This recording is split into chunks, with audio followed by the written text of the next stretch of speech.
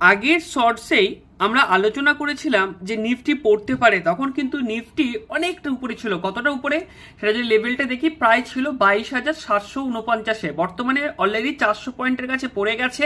এবং আগের শর্টসই বলেছিলাম যে মাসিক বেসিসে কিন্তু প্রতিবারই কিন্তু নিফটি ফিফটি কিন্তু মাসের মাঝের দিকে কিন্তু সে চলে আসছে মান্থলি ক্যান্ডেলের একদম নিচে। এখানে আমাদের যেটা টার্গেট ছিল প্রথমেই 21,967, তার লেভেলের প্রায় কাছাকাছি চলে এসেছে। একদিন হয়তো 1.25%-এর কাছে নেগেটিভ গেলেই সেই জায়গাটা হিট করবে এবং তারপরে বাজারকে আবারও কিন্তু পুল ব্যাকে দেখতে পাওয়া যাবে। এবং সেই ভিডিওর আগেই আর একটা পার্ট 2 ভিডিও ছেড়েছিলাম এফআইআই ডিআইআই প্রো ডাটার উপরে। আপনাদের খালি একটা জাস্ট ঝলক দেখিয়ে দিই। ক্লায়েন্টরা প্রায় 11,16,928টা ফিউচার কল পুট মিলিয়ে কন্ট্যাক্ট পজিটিভ তৈরি করেছে, আর তার ঠিক উল্টো দিকে বসে আছে এফআইআই প্রো এবং ডিআইআইরা। তারা বুঝতে পারছেন কতটা নেগেটিভ